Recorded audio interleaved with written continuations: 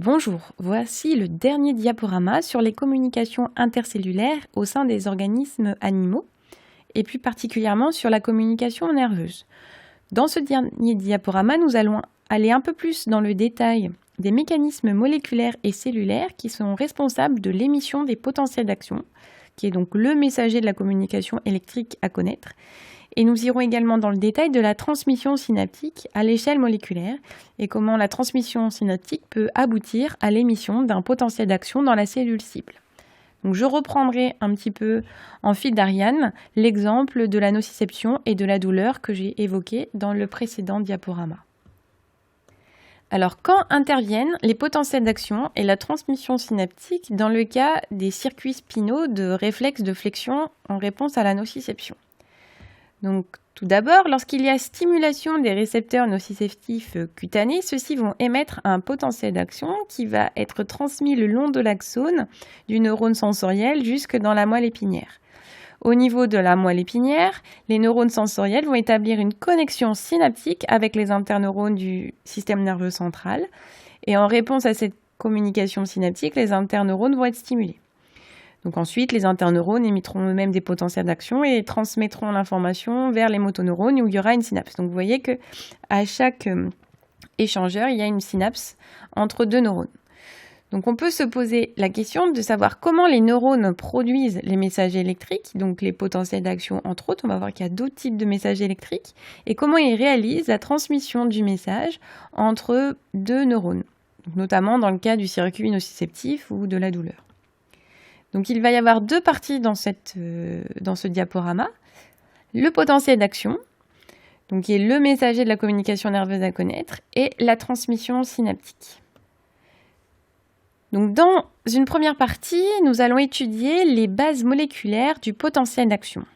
Normalement, au lycée, vous avez juste vu le tracé du potentiel d'action sur un oscilloscope. Maintenant, nous allons essayer de comprendre comment le neurone est capable de changer son potentiel de membrane pour émettre un potentiel d'action. Donc ça veut dire revenir sur des bases, sur des mots de vocabulaire que vous avez parfois utilisés sans en comprendre la signification physique, puisque là, on va entrer un petit peu dans la physique. C'est la seule partie physique du cours.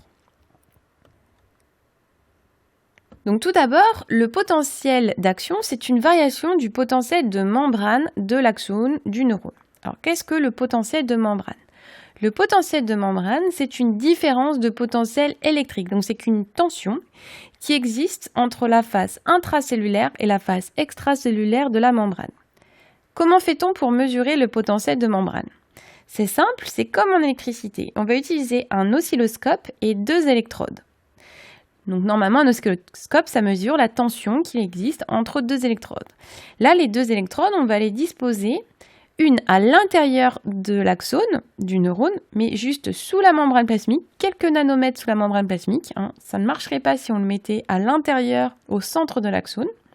Et on va mettre l'autre électrode, qu'on appelle l'électrode de référence, du côté extracellulaire de la membrane. Donc les deux électrodes sont vraiment collées à la membrane, l'une en intracellulaire et l'autre en extracellulaire.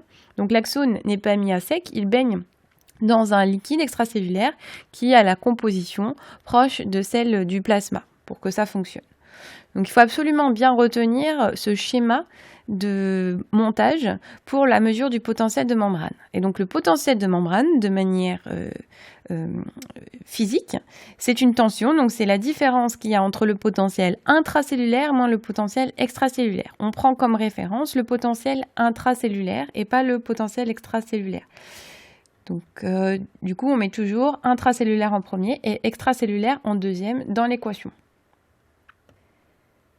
Alors si vous prenez un axone qui n'émet pas de messager électrique, qui est au repos, qui n'a pas été stimulé, qui est au repos, on va mesurer une différence de potentiel entre le milieu intracellulaire et le milieu extracellulaire de la membrane qui est d'environ moins 70 millivolts et qui reste constante. Alors après, cette valeur peut dépendre de la cellule et du contexte de la cellule. Par exemple, ce potentiel existe dans des cellules végétales et est beaucoup plus bas, d'environ moins 100, moins 140 millivolts. Donc, comment on a pu mesurer ce potentiel?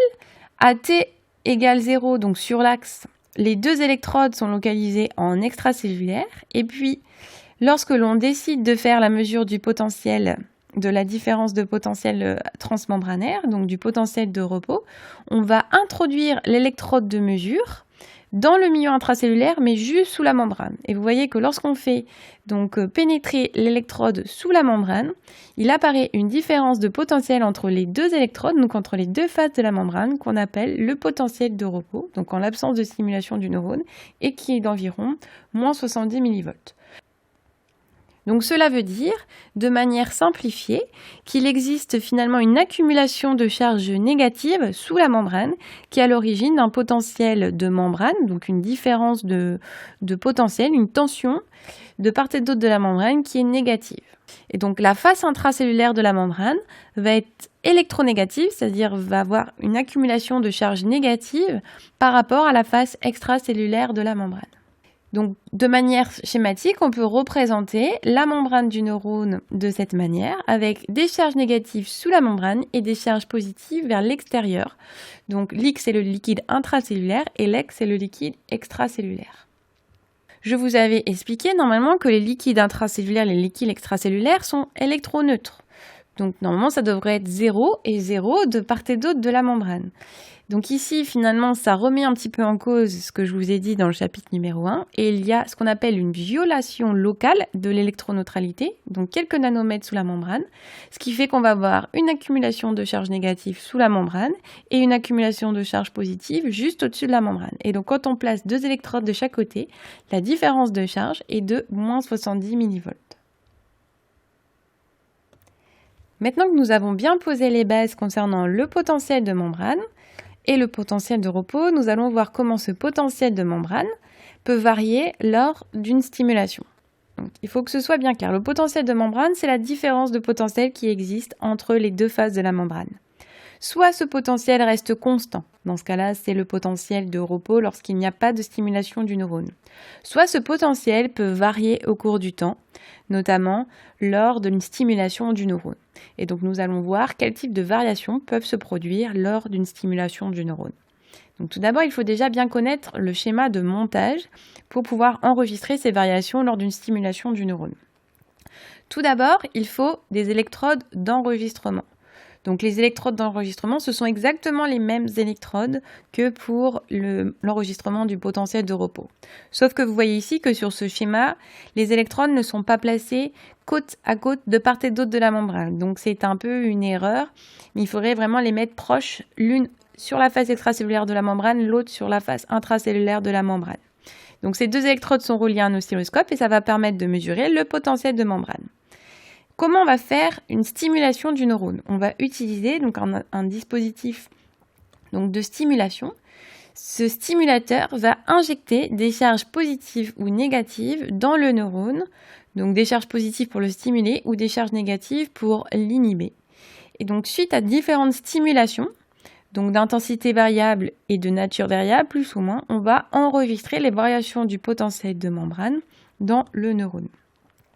Donc il faut bien savoir qu'il faut donc 2 paires d'électrodes, une pour l'enregistrement du potentiel de membrane, donc exactement pareil que pour le potentiel de repos, et une pour la stimulation du neurone, soit une stimulation, soit au contraire une inhibition. Alors avant de passer sur les résultats de ces enregistrements suite à différentes stimulations, je voudrais prendre quelques exemples mathématiques pour vous faire comprendre quels sont les effets d'une injection de charge positive ou de charge négative sous la membrane. Donc partons d'un cas vraiment très stéréotypé, où vous êtes avec un neurone au repos, donc le potentiel de membrane est de moins 70 millivolts. Donc ça veut dire qu'il existe une différence de charge électrique de part et d'autre de la membrane de moins 70 millivolts. Donc de manière très schématique, j'ai représenté 35 charges négatives, donc par exemple 35 ions négatifs, sous la membrane, et 35 ions positifs, donc des cations, du côté extracellulaire. Donc si vous mesurez la différence de potentiel entre le milieu intracellulaire et le milieu extracellulaire, donc la différence de charge, VI moins VE, ça fait moins 35 à l'intérieur, moins plus 35 à l'extérieur, donc ça fait moins 70 millivolts. Donc votre potentiel reste stable parce que votre neurone est au repos. Maintenant, vous pouvez stimuler votre neurone avec des électrodes stimulatrices qui injectent des courants négatifs. Donc en fait, ça va plutôt être une inhibition. Donc quand on injecte des charges négatives, on appelle ça un courant hyperpolarisant. Donc si avec votre électrode, vous rajoutez 20 charges négatives à l'intérieur de l'axone qui vont s'accumuler sous la membrane.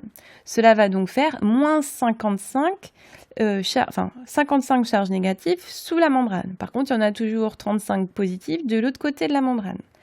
Donc en utilisant le calcul du potentiel de membrane, qui est que c'est la différence entre le côté intracellulaire moins le côté extracellulaire, ça fait moins 55 du côté intracellulaire, moins plus 35 du côté extracellulaire. Donc le potentiel de membrane, lors de l'injection, va s'abaisser à moins 90 mV au lieu de moins 70 mV.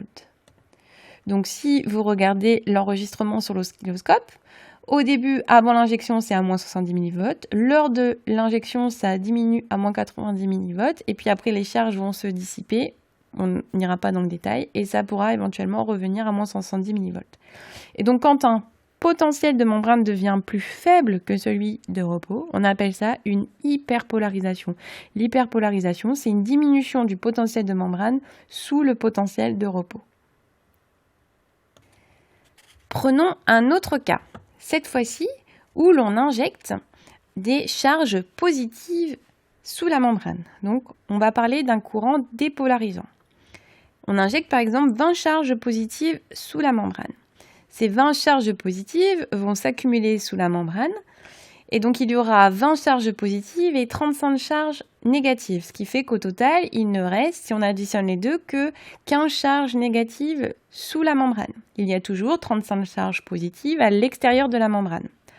Si l'on mesure de manière mathématique le potentiel de membrane, qui correspond à VI moins VE, donc potentiel intracellulaire moins potentiel extracellulaire, ça fait donc moins 15 charges négatives à l'intérieur, moins plus 35 charges positives à l'extérieur, et donc cela amène à un potentiel de membrane de moins 50 mV. Donc sur l'oscilloscope, au départ, avant l'injection du courant dépolarisant, le potentiel de membrane est à moins 70 mV. Lorsque vous injectez les charges positives, le potentiel de membrane arrive à moins 50 mV, donc il va augmenter par rapport au potentiel de repos. Donc on appelle ça une dépolarisation. Donc l'injection de charges positives induit une dépolarisation, c'est-à-dire une augmentation du potentiel de membrane au-dessus du potentiel de repos. Donc au niveau physique, cette description des courants est très simplifiée, mais elle vous permet au moins de comprendre l'effet de l'injection de charges positives et l'effet de l'injection de charges négatives. Donc normalement, on parle plutôt de courant dépolarisant et courant hyperpolarisant. En physique, là, c'est une simplification pour la biologie. Revenons maintenant à nos stimulations du neurone avec différents types de courants. Souvenez-vous de ce qu'on vient de voir dans les deux diapositives précédentes. Première stimulation, S négative, donc on va injecter dans un premier temps un courant hyperpolarisant dans le neurone, dans le cas A. Vous voyez que suite à l'injection de ce courant hyperpolarisant, le neurone répond par une hyperpolarisation, c'est-à-dire que le potentiel de membrane était à moins 70 mV et fait une descente vers des plus faible valeur du potentiel de membrane, donc c'est une hyperpolarisation. Donc ça, c'est exactement ce qu'on vient de voir, sauf que là, on l'applique vraiment au cas de notre montage expérimental. Maintenant, on peut changer la stimulation et injecter cette fois-ci un courant dépolarisant qui est représenté par des bâtons vers le haut dans le cas du schéma.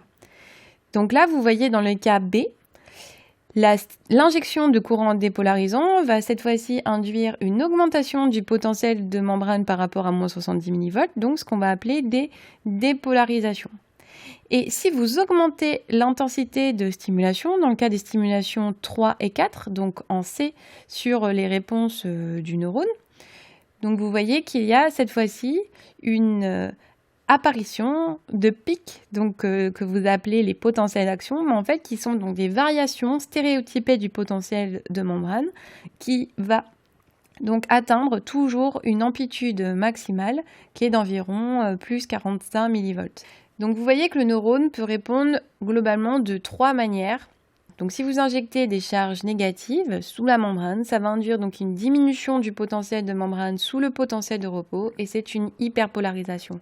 Et plus vous allez augmenter les charges négatives que vous injectez sous la membrane, plus l'amplitude de cette hyperpolarisation sera importante. Donc dans un deuxième cas, vous pouvez injecter des charges positives, donc un courant dépolarisant, sous la membrane du neurone. Et vous voyez que cela induit une augmentation du potentiel de membrane au-dessus du potentiel de repos. Et donc on parle de dépolarisation. Donc on peut rajouter entre parenthèses une dépolarisation passive. Et plus vous allez augmenter l'intensité de stimulation dans un premier temps, entre 1 et 2 par exemple, l'intensité de la stimulation augmente, plus l'amplitude de cette dépolarisation sera importante. Donc l'amplitude augmente avec l'intensité de la stimulation. Mais si vous regardez dans le cas C, à partir d'une certaine intensité de stimulation, de courant dépolarisant, il apparaît donc une dépolarisation dont l'amplitude ne varie pas avec l'intensité de la stimulation. Et cette dépolarisation stéréotypée, c'est le potentiel d'action que vous avez étudié au lycée. Donc un neurone ne réagit pas forcément par l'émission de potentiel d'action, il faut atteindre un certain seuil de stimulation. Et ça, par contre, vous avez vu qu'un potentiel d'action ne s'émettait que suite à une stimulation seuil. Et donc, on retrouve cette propriété dans cette expérience. Donc, les stimulations qui sont en dessous du seuil d'émission de potentiel d'action, c'est ce qu'on appelle des stimulations infraliminaires. Donc, en dessous du seuil, liminaire, la limite. Et les stimulations qui sont au-dessus du seuil, c'est ce qu'on appelle des stimulations supraliminaires. Revenons rapidement sur les propriétés différentes des deux types de réponses du neurone. Finalement, il y a deux types de réponses, les dépolarisations ou hyperpolarisations passives qui correspondent aux cas A et B, et le potentiel d'action. Les dépolarisations et hyperpolarisations sont passives puisqu'elles ne mettent pas en jeu des canaux ioniques, ce que vous allez voir par la suite. Donc, ces dépolarisations ou hyperpolarisations passives ont une même propriété, et déjà que leur amplitude augmente avec l'intensité de la stimulation. Donc l'hyperpolarisation augmentée si on a injecté plus de charges négatives et la dépolarisation voit son amplitude augmenter si on injecte des courants dépolarisants d'intensité supérieure. L'autre caractéristique est que ces potentiels se transmettent avec atténuation de leur amplitude le long de l'axone. Alors vous avez ici un petit schéma de montage. Donc on va réaliser une stimulation et un enregistrement du neurone. Donc la stimulation va se faire à un point initial et par contre l'enregistrement va se faire tout le long de l'axone, donc à des distances plus ou moins éloignées de l'électrode stimulatrice d'injection de courant. Donc vous voyez qu'au niveau de la zone d'injection du courant, l'amplitude de dépolarisation, là ici c'est une dépolarisation, est maximale, mais plus on s'éloigne finalement de la zone de stimulation, plus l'amplitude diminue. Donc vous voyez qu'au niveau physiologique, si c'était ce type de réponse qui permettait des trajets sur une longue distance, ça ne marcherait pas puisque à l'extrémité de l'axone, la dépolarisation serait complètement perdue. Donc finalement, ce n'est pas ce type de messager qui est utilisé pour une transmission sur une longue distance du fait de cette atténuation. Le messager électrique qui est utilisé pour une transmission de l'information sur une longue distance est le potentiel d'action. Donc, le potentiel d'action, c'est une variation du potentiel de membrane qui est toujours la même, quelle que soit la stimulation supraliminaire et quel que soit le neurone. Donc c'est une variation qui est stéréotypée, qui contient toujours les 3 ou 4 mêmes phases. Donc il y a certaines phases qui ne sont pas prises comme des phases dans certains ouvrages, donc parfois on vous dit 3, parfois on vous dit 4. On va quand même toutes les décrire. Donc cette variation apparaît à partir d'un seuil. Et même si la stimulation augmente, l'amplitude maximale reste constante vers plus 35 jusqu'à plus 45 mV selon les neurones. Donc c'est ce qu'on appelle la loi du tout ou rien. Soit le potentiel d'action n'est pas émis si le seuil n'est pas atteint, soit le potentiel d'action est émis et il aura toujours la même amplitude maximale si la stimulation est supraliminaire. Donc le potentiel d'action contient 4 phases. L'arrivée du potentiel de membrane au seuil, donc c'est la phase numéro 1. Ensuite, le potentiel de membrane augmente jusqu'à une valeur de plus 35 mV, donc il augmente par rapport à la valeur de repos, donc ça va être une dépolarisation d'après la définition de la dépolarisation. Ensuite, une fois qu'il a atteint plus 35 mV, il descend à une valeur de moins 70 mV, donc il se repolarise jusqu'au potentiel de repos. Et une dernière phase est l'hyperpolarisation. Vous voyez que le potentiel de membrane diminue sous la valeur du potentiel de repos. C'est ce qu'on appelle donc une hyperpolarisation. Et après cette quatrième phase, le neurone revient au potentiel de repos. Il est possible de réaliser le même type d'expérience que pour les dépolarisations passives ou les hyperpolarisations passives pour mesurer la propagation des potentiels d'action le long d'un neurone. Donc, on va stimuler avec des électrodes stimulatrices un point P, l'axone, et puis on va disposer des électrodes d'enregistrement à différentes distances par rapport à cette électrode de stimulation. Et vous voyez que, quelle que soit la position de l'électrode, le potentiel d'action garde la même amplitude. Donc ça veut dire qu'il se propage sans atténuation. Même une électrode localisée loin de l'électrode stimulatrice reçoit des potentiels d'action avec une amplitude de plus 35 mV. Donc cela signifie que ce type de messager électrique peut assurer une transmission de l'information sur une longue distance. Et donc c'est le messager de la communication nerveuse qui a été sélectionné pour une communication le long de l'axone sur une longue distance. Après avoir vu quelles étaient les différentes variations du potentiel de membrane que l'on pouvait enregistrer, nous allons maintenant nous focaliser sur le potentiel d'action et comment celui-ci est généré au niveau moléculaire. Donc la genèse du potentiel d'action repose sur l'ouverture et la fermeture de canaux ioniques voltage dépendants. Alors les canaux ioniques, ce sont des protéines qui vont délimiter un pore à travers la membrane, donc qui traversent la membrane et qui vont permettre le passage des ions, donc soit des ions Na+, soit des ions K+, et donc ils vont être spécifiques à un type d'ion ou à deux types d'ions. Ces canaux ioniques ont plusieurs propriétés. Nous allons prendre l'exemple du canal Na+, voltage dépendant, pour décrire cela. Donc le canal Na+, voltage dépendant, est un canal qui ne laisse passer que le Na+, donc les ions Na+, à travers la membrane plasmique. Éventuellement, il peut laisser passer des molécules d'eau qui sont autour des ions Na+. On dit qu'il est voltage dépendant puisque son ouverture est contrôlée par le potentiel de membrane, donc le voltage. Donc si le potentiel de membrane est inférieur à moins 40 mV, le canal est fermé. Si le potentiel de membrane dépasse les moins 40 mV, le canal s'ouvre. Il a une autre propriété particulière et qu'il se ferme rapidement après son ouverture. Dès que le potentiel de membrane atteint moins 40 mV, il s'ouvre. Les ions Na+, qui sont très concentrés à l'extérieur de la cellule, vont avoir donc tendance à rentrer. Et après l'entrée de quelques milliers d'ions Na+, celui-ci va tout de suite se fermer et donc on dira qu'il sera en position inactivée. Donc cet exemple vous montre qu'il y a trois propriétés principales des canaux. Déjà, leur sélectivité. Donc, ils sont sélectifs, spécifiques à un ou plusieurs ions. Il existe par exemple des canaux ioniques au potassium qui ne laissent passer que le potassium. Ensuite, leur ouverture est contrôlée et le contrôle peut se faire de différentes manières. Les canaux voltage dépendants sont des canaux qui s'ouvrent en fonction de la valeur du potentiel de membrane, alors qu'il existe des canaux neurotransmetteurs dépendants ou chimiodépendants qui ne s'ouvrent qu'en présence d'une molécule chimique, donc ici les neurotransmetteurs. Ensuite, certains canaux ont des propriétés particulières spécifiques à chaque canal. Par exemple, le canal Na+, s'ouvre et se referme quasiment immédiatement après, et donc c'est ce qu'on appelle l'inactivation qui est spécifique de ce canal. Nous allons désormais nous focaliser sur les trois canaux ioniques principaux qui sont impliqués dans la genèse et la propagation du potentiel d'action. Tout d'abord, le canal Na+, voltage dépendant, qui fait donc entrer du Na+, si celui s'ouvre, et qui s'ouvre en fonction de la différence de potentiel au niveau de la membrane, donc qui est voltage dépendant. Il existe également à la surface des neurones, donc sur la membrane, des canaux K+, voltage dépendant, qui sont des canaux qui ne font passer que le K+, et comme le K+, est plus concentré à l'intérieur de la cellule, je vous renvoie au premier chapitre, et bien lorsque ceux-ci s'ouvrent, ils font sortir le K+, vers le milieu extracellulaire. Et donc ils sont aussi voltage dépendants, ça veut dire qu'ils s'ouvrent qu'à partir d'une certaine valeur du potentiel de membrane, une certaine dépolarisation.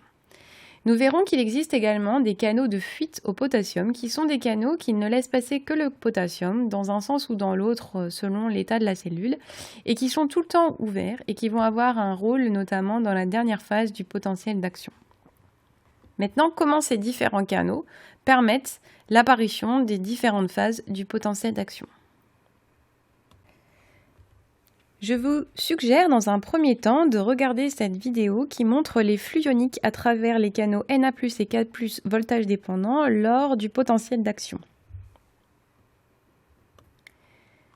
Nous avons déjà étudié un petit peu cela en travaux pratiques et la vidéo vous a permis d'avoir une vision un peu globale du fonctionnement du potentiel d'action. Nous allons donc résumer les principales notions à avoir sur la genèse du potentiel d'action dans ces 3 diapositives. Donc, il y a 4 phases dans le potentiel d'action. La première phase, c'est l'atteinte du potentiel seuil. Donc, c'est l'atteinte du potentiel de membrane qui va induire l'ouverture des canaux Na+, donc qui entoure de moins 40, moins 50 millivolts, ça dépend des neurones. Donc, comment on peut atteindre ce seuil? C'est lors d'une stimulation du neurone par une électrode stimulatrice.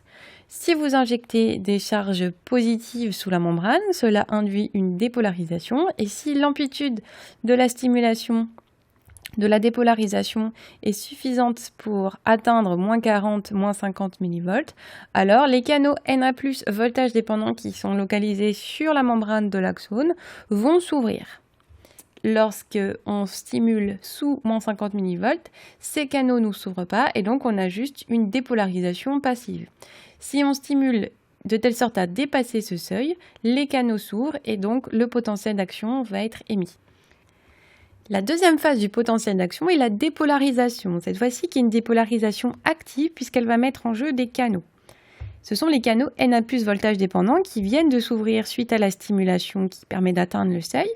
Suite à l'ouverture, ces canaux Na+ vont faire rentrer du Na+ à l'intérieur de la cellule et l'accumulation de charges positives à l'intérieur de la cellule permet d'augmenter le potentiel de membrane de moins 40 millivolts à plus 35 millivolts. Il y a une inversion de la polarité de la membrane.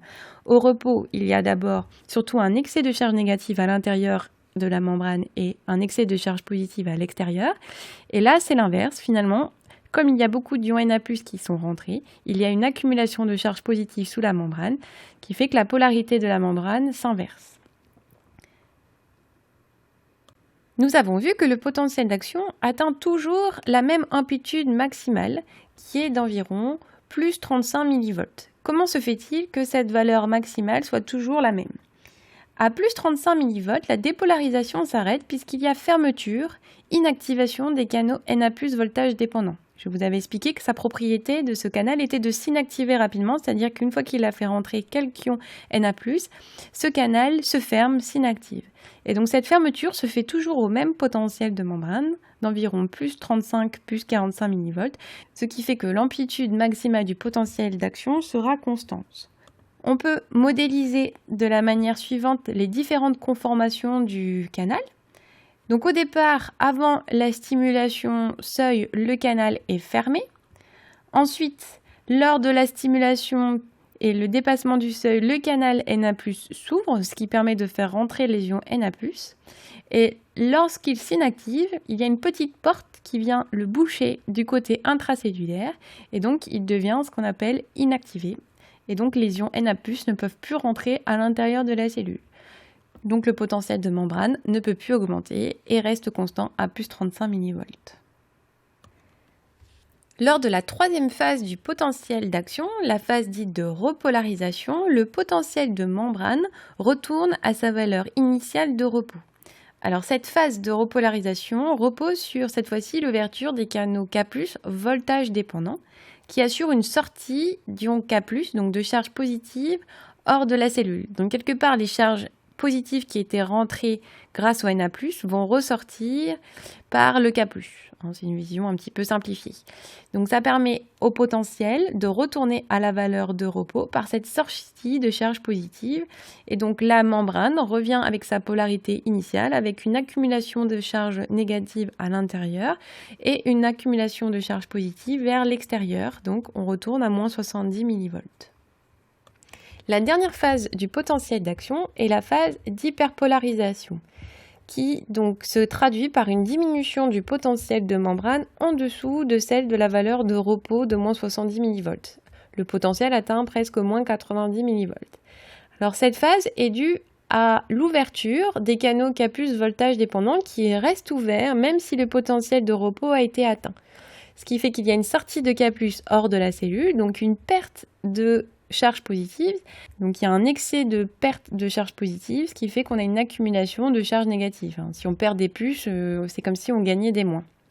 Et donc le potentiel de membrane devient inférieur au potentiel de repos. L'hyperpolarisation atteint sa valeur maximale de moins 90 mV. Et donc pendant la phase B sur le schéma, les canaux K+ sont enfin fermés et donc on a un retour à la valeur de potentiel de repos, c'est-à-dire que la membrane se repolarise à moins 70 mV. Le retour à la valeur initiale du potentiel de repos est dû à 3 phénomènes lors donc de cette phase B de l'hyperpolarisation. D'une part, la fermeture des canaux K+ voltage dépendant, qui se ferment donc tardivement au milieu de la phase d'hyperpolarisation et qui donc vont stopper la sortie des ions K+ hors de la cellule. Ensuite, la pompe NAK, qui est donc à la surface de toutes les cellules, comme on l'avait vu dans le premier chapitre, va permettre également de rétablir l'équilibre ionique de part et d'autre de la membrane, notamment en expulsant le Na+, qui était rentré lors de la phase de dépolarisation, et en faisant rentrer le K+, qui est sorti lors de la phase de repolarisation. Enfin, les canaux de fuite au potassium sont des canaux qui sont toujours ouverts et qui vont permettre au potassium de rentrer à nouveau dans la cellule pour retrouver la valeur du potentiel de repos. Donc, les 3 phénomènes sont impliqués dans le retour à la valeur de repos du neurone. Les précédentes diapositives nous ont donc permis de voir comment les potentiels d'action étaient générés par stimulation des canaux ioniques voltage dépendants. Maintenant, nous allons voir comment ils se propagent. Souvent au lycée, on vous dit que c'est le même potentiel d'action qui se propage le long de l'axone. En fait, c'est faux. Ce qu'il faut bien comprendre, c'est que c'est une régénération de proche en proche d'un potentiel d'action. Il existe le long de l'axone une quantité très importante de canaux Na+, K+ voltage dépendant qui sont présents tout le long d'un axone. Donc là, je prends le cas d'un axone qui est non myélinisé. Donc il va y avoir émission suite à une stimulation, par exemple par une électrode stimulatrice, d'un potentiel d'action à un point P, donc au niveau de T égale 1 de l'axone. Les canaux Na+ voltage dépendant vont donc s'ouvrir. Ceci va induire donc une entrée de Na+ à l'intérieur de la cellule. Mais les ions Na+, qui sont rentrés, ne vont pas rester localisés juste à ce niveau de l'axone. Ils se déplacent sous la membrane pour aller donc quelques micromètres plus loin. À ce niveau se trouvent des canaux Na+ voltage dépendant. Ce sont des charges positives, les ions Na+. Donc les ions Na+, qui arrivent vont permettre de dépolariser localement la membrane. Et si cette dépolarisation est suffisante pour atteindre le seuil d'ouverture des canaux Na+ voisins, alors ceux-ci vont s'ouvrir. Et donc il y aura émission d'un potentiel d'action au niveau de cette zone adjacente à la zone de stimulation. Et ainsi de suite. Si les canaux Na+, dans cette zone s'ouvrent, des ions Na+ rentrent à l'intérieur de la cellule, se déplacent sous la membrane pour aller un petit peu plus loin. À ce niveau, on trouve également des canaux Na+ voltage dépendant qui peuvent être stimulés si l'amplitude de la dépolarisation induite par le flux d'ions Na+ sous la membrane est suffisante. Les ions Na+ peuvent rentrer si les canaux Na+ s'ouvrent, puisqu'il y a émission d'un potentiel d'action, et ainsi de suite. Donc vous voyez qu'il y a en fait une régénération de proche au proche d'un potentiel d'action. De manière simplifiée, l'émission d'un potentiel d'action dans une zone du neurone permet de stimuler les zones adjacentes et l'émission de potentiel d'action par ouverture des canaux Na+ voltage dépendant dans la zone voisine. Et donc comme finalement, ce sont des potentiels d'action qui se recréent comme ça de proche en proche. Ceci explique que la propagation se fasse avec une amplitude constante puisqu'à chaque fois, on régénère un potentiel d'action qui a la même amplitude que le potentiel d'action précédent sur l'axone. Donc, pour résumer, les caractéristiques de la propagation des potentiels d'action est qu'elle est donc unidirectionnelle. Ce n'est pas le même PA qui se propage. Il est recréé de proche en proche le long de l'axone. Et donc, cette propagation se fait sans atténuation puisqu'à chaque fois, on régénère un potentiel d'action qui aura donc la même amplitude puisque les canaux Na+ se fermeront toujours à plus 35 mV. Il existe deux types de propagation du potentiel d'action en fonction du type de neurone, du type d'axone, myélinisé ou non myélinisé. La propagation se fait de manière continue, comme nous l'avons montré dans la précédente diapositive, dans les axones non myélinisés. Par exemple, les neurones sensoriels nociceptifs sont des neurones qui contiennent des axones non myélinisés. Dans ce cas, les canaux Na+ et K+ voltage dépendants responsables du potentiel d'action sont localisés tout le long de l'axone. Et donc la régénération des potentiels d'action va pouvoir se faire tout le long de l'axone. On dit que la propagation est donc continue. Dans le cas de la conduction dans les fibres myélinisées, donc dans des axones myélinisés avec des manchons de myéline, la propagation va être saltatoire. Les manchons de myéline ne sont pas continus. En fait, ils s'interrompent au niveau de nœuds qu'on appelle les nœuds de Ranvier. Donc, ce sont des zones où vont s'accumuler les canaux Na+ et K+ voltage dépendants. Ces manchons vont être isolants, donc vont permettre la propagation rapide des ions Na+ sous la membrane. Et donc, lorsqu'un potentiel d'action est généré à un nœud, il y a entrée d'ions Na+ par les canaux Na+ voltage dépendant. Les ions Na+ vont diffuser rapidement sous la membrane, sous le manchon isolant. Il y aura très peu de pertes au niveau électrique puisque c'est isolant au niveau électrique, c'est une gaine de myéline. Et ces ions Na+ vont atteindre le nœud suivant où sont localisés des canaux Na+ et K+ voltage dépendant. Si l'amplitude de dépolarisation induite par ces courants locaux d'ions Na+ est suffisante, alors il y aura ouverture des canaux Na+ voltage dépendant dans ce nœud suivant et émission d'un potentiel d'action et ainsi de suite. Donc les PA ne sont émis qu'au niveau des interruptions de la myéline qu'on appelle les nœuds de Ranvier. Et comme la myéline sert d'isolant et que finalement il y a moins de potentiels d'action qui sont émis puisque la régénération ne se fait pas de manière continue mais par saut de nœud en nœud, la conduction sera plus rapide que dans des axones non myélinisés. Et donc la myéline a été sélectionnée au cours de l'évolution parce qu'elle permet d'augmenter la vitesse de transmission des potentiels d'action, donc d'augmenter la vitesse de réaction des organismes. Alors pour terminer, revenons sur un cas un petit peu plus physiologique. Pour l'instant, je vous ai parlé d'électrodes stimulatrices pour induire l'émission d'un potentiel d'action. Nous n'avons pas des électrodes dans notre corps qui stimulent en permanence nos neurones. La stimulation provient de messages extracellulaires, de stimulation extracellulaire, soit des variations des paramètres chimiques du milieu, soit des paramètres physiques, les photons, la pression sur le corps. Et ce sont ces stimulations qui induisent l'émission des potentiels d'action, donc qui induisent l'ouverture des canaux Na+ voltage dépendant si la stimulation dépasse leur seuil. Donc on peut se demander comment un stimulus nociceptif peut induire l'ouverture des canaux Na+ voltage dépendant dans le cas de nos circuits de la douleur ou de la nociception. Alors, que sont les nocicepteurs pour aller un peu plus dans le détail? Les nocicepteurs, ce sont des extrémités de neurones sensoriels qui sont sensibles à de nombreux stimuli. Vous avez des nocicepteurs qui détectent des pressions trop importantes lorsque vous faites écraser le doigt, par exemple, par un marteau. Vous avez des nocicepteurs qui détectent des températures élevées lorsque vous vous brûlez. Vous avez aussi des nocicepteurs qui détectent des substances chimiques, par exemple si vous brûlez à l'acide chlorhydrique, ou qui vont détecter des substances chimiques qui vont être libérées lorsque vous avez une blessure dans vos tissus. Donc les nocicepteurs, ils sont situés dans de nombreux tissus, la peau, les muscles, les articulations, les os, les viscères, mais il n'y en a quand même pas dans le cerveau. Les nocicepteurs, ce sont donc des neurones sensoriels qui sont transformés à leur extrémité et dont les axones ne sont pas myélinisés, donc la conduction est relativement lente. C'est pour ça que parfois quand vous tapez avec un marteau, vous sentez sans avoir la douleur le choc du marteau, mais la douleur, vous allez la ressentir beaucoup plus tard puisque la transmission de l'information que vous allez interpréter comme douloureuse va être beaucoup plus lente. Alors on va voir comment ces extrémités sensorielles sont capables de transformer la stimulation mécanique ou thermique en un potentiel d'action. Alors nous allons nous focaliser sur la mécano-nociception, donc qui est par exemple la détection de stimulus mécaniques violents comme un choc du marteau. Alors le mécano-nocicepteur est un récepteur qui assure une transduction du message, donc de la stimulation mécanique. Il va transformer l'énergie physique de cette stimulation en une variation du potentiel de membrane du neurone. Comment peut-il faire cette variation du potentiel de membrane? C'est qu'il existe à la surface membranaire de ces neurones des canaux ioniques qui sont sensibles à la tension.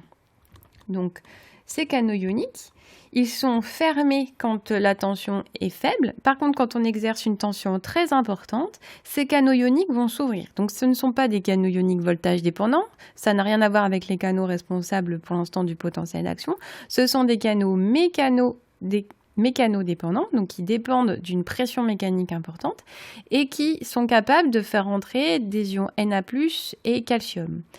Quand ces ions Na+ et calcium rentrent, cela induit donc une entrée de charge positive à l'intérieur de la cellule, donc une dépolarisation, exactement comme une stimulation par une électrode avec un courant dépolarisant. Et donc cette modification est capable, si elle dépasse le seuil, de stimuler d'autres canaux qui sont sur la membrane de ces neurones, les canaux Na+ et K+ voltage dépendant, pour émettre un potentiel d'action. Donc il ne faut pas confondre les deux types de canaux. Vous avez les canaux qui sont sensibles à la pression mécanique. Si cette pression mécanique est suffisamment violente, ça induit une entrée d'ions positifs à l'intérieur de la cellule. Ça peut dépasser le seuil d'émission de potentiel d'action et donc activer les autres types de canaux qui sont les canaux Na+ et K+ voltage dépendants. Donc il peut y avoir aussi des canaux qui sont sensibles à des paramètres chimiques, par exemple une trop grande quantité de médiateurs de l'inflammation, qui vont nous permettre de ressentir de la douleur dans des articulations inflammées, par exemple avec des tendinites.